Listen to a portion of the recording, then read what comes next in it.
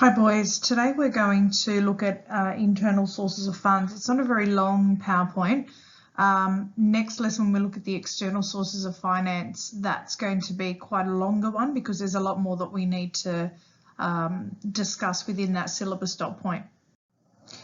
So today we're actually looking at here the internal sources of finance. So what we see here is retained profits, and we'll go through and discuss what that actually is.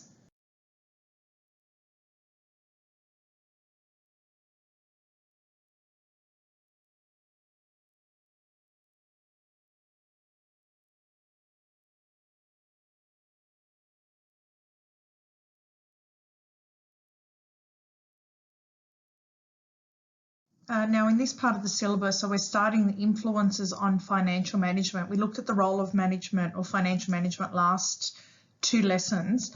And when we look at these influences, they include internal sources of finance, which we're going to discuss today, external sources of finance, which we'll look at tomorrow, financial institutions, influences of government and global market influences, which we'll pick up on next term when we come back after the holidays. So when we're looking at sources of finance, we have internal, external, and then we also have the long term and the short term. And again, we'll discuss that next lesson.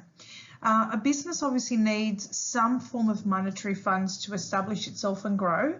And without that, that's obviously going to be quite difficult. Sometimes owners will contribute their own finance, which is the internal part of it. And an appropriate source of finance needs to be obtained by either internal or external sources.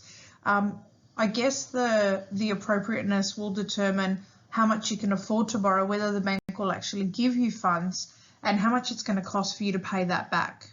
So if I look at the bottom here and I look at the internal sources, I've got owner's equity and retained profits. And owner's equity is something that you obviously looked at last year in year 11, and that's just the money that the owners are putting in, and retained profits are the money the owner puts back into the business. So if they make $1 million, they might put $500,000 back into the business as opposed to in their pocket.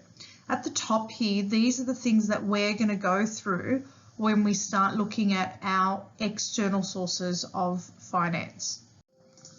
So as I said earlier, with our retained earnings, so this refers to the revenue and profit generated by the business that is used for future expansion and growth. And this is what we call retained earnings or retained profits. So we keep it in the business. We don't go off and spend all of our profit, but we keep a little bit to reinvest, to maybe buy new equipment and the like. Another way that businesses can obviously make or keep money within the business is maybe even sell off some of their assets. So if they sell off some of the assets that are maybe not very productive, then they're going to be able to put that money back into the business. Now, that's the end of this syllabus dot point. Like I said, it's not a very long one, but I just need you to know how is it that these businesses can